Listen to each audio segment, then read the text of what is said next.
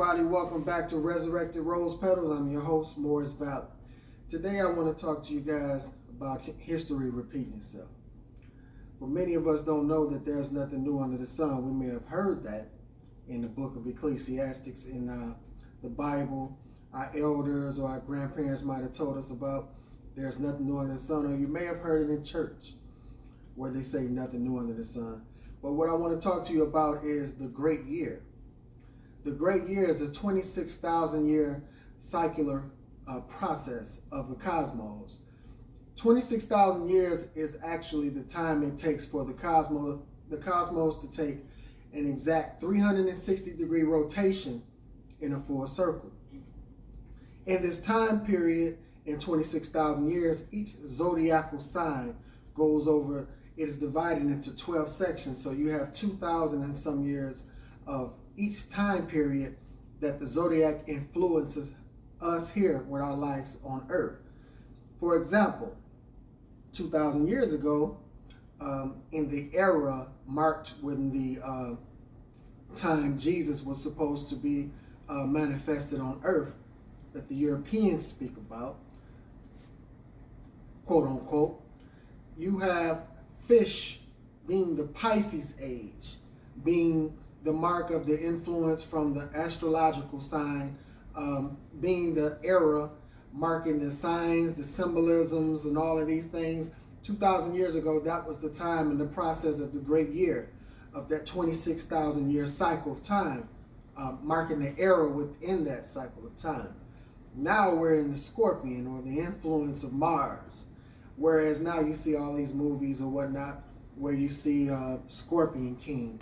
Scorpion being the Scorpio, meaning is ruled by, his ruling influence is the astrological sign of the Scorpion time, or the Scorpion era. All of these different things denotes eras of time, and it's called the Great Year. They call it the Great Year even though it's not a 365-day period of time. It is a 26,000 year period of time, but it is called the Great Year because this is all of the time it takes for it to have one circular 360-degree rotation in the cosmos. What many of you may not know as well is in the book of Ezekiel. Ezekiel speaks about the wheel. And Ezekiel had a dream and had a vision of a wheel. And that wheel is basically the knowledge of universal principles. So when you're reading the book of Ezekiel, all you're actually reading is the astrological and metaphysical science of the universe and the principles that rule it. So Ezekiel basically was a prophet that was endowed with the wisdom to interpret the time and the age that he was existing in and what was going on around him. So history is basically repeating itself. You have the same game with different players.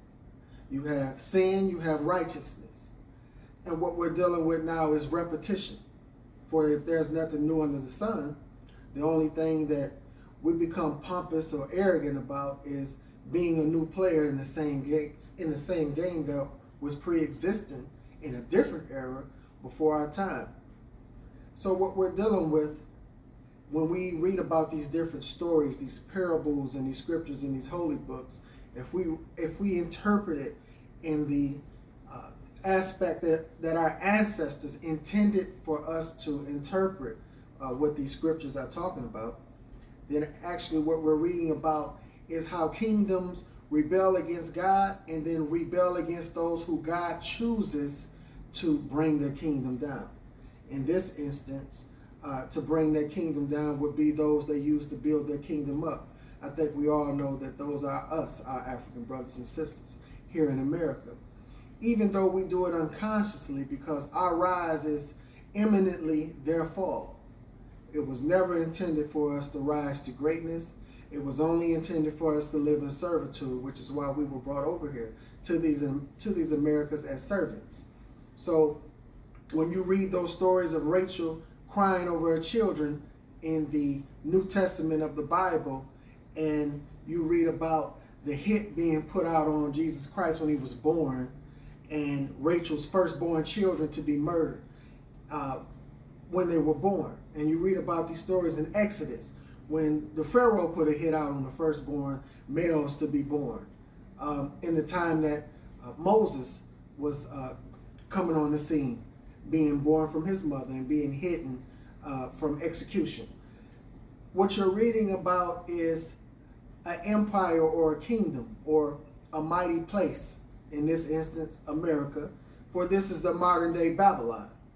This here is the modern day Babylon.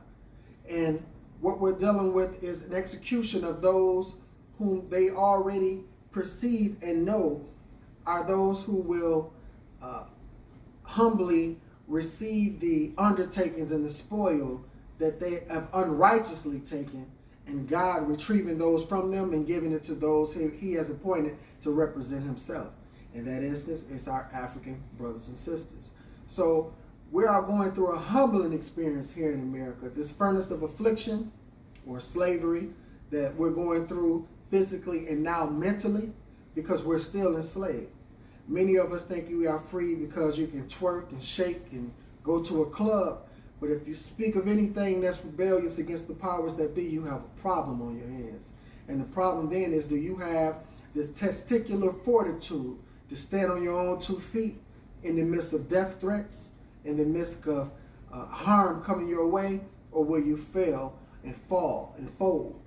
This is what we're dealing with in America. So how can you think you're free if you're unable to speak? For even when you read in any holy book, it is the tongue that speaks life and it speaks death. But if you don't have the power to speak life, then it only means you can do the latter, speak death. And if you're speaking death, then you have to be dead mentally. And to be dead mentally is to not be free. So I am speaking today about history repeating itself and the great will. I challenge you to do your research and learn about the great will. Read the book of Ezekiel. Read the book of Exodus. Read the book of Matthew. Read about these attempts to execute the firstborn males. Read about the 26,000 year period where when you read historically different events, you will see that there are always symbolical elements to mark each era in time, denoting the solar connection to the cosmos in relation to the earth. And this is done by our ancestors wisely to use as sort of a marker to explain that different planetary influences were in place to mark different eras of time, for them to go back and look at wisdom that was manifested on earth in different periods. So you would have a fish period, you would have a scorpion, you would have a lion, you would have a scale, you would have all of these different things to denote different eras in time, throughout time, when you check historical references to find out what was ruling in that period of time. Now, what we're dealing with, not only are we dealing with being targets, we're also dealing with historical deception as well. So don't be confused and don't be deceived into thinking that because 2,000 years ago we had an astrological influence with signs and symbols relating to fish when you're looking at the era of time of Jesus Christ, and forget that Jesus Christ is only an excerpt and an attempt to whitewash Hebrew before Jesus Christ. Now you're reading about your ancestors speaking about manifesting the Christ within. For Christ is only a title that means to be anointed with the wisdom of God. It is not a last name. So we are not reading about someone named Jesus Johnson. We're reading about someone named Jesus that was appointed wisdom. But when we read about the origins of this Jesus and we get back to Hebrew, then we are reading about receiving a crown of wisdom from God. So don't be fooled because these different things mark these periods of time, that the story, history, is not being told accurately. It is being told in a means to deceive you from knowing who you are. I wanted to share this with you guys today. I don't want to hold you too much longer. Plenty more to come. In the future, I will start putting different photos and videos up so you guys can see what I'm showing you. Just give me a minute to work my little magic and figure out these digital platforms and how I can post it up so you guys can see what I'm saying. I know a visual sometimes is much better than just talking and explaining it to you, but the things that I'm telling you can easily be researched, and it's time to wake up. Until next time on Resurrected Rose Petals, y'all be safe.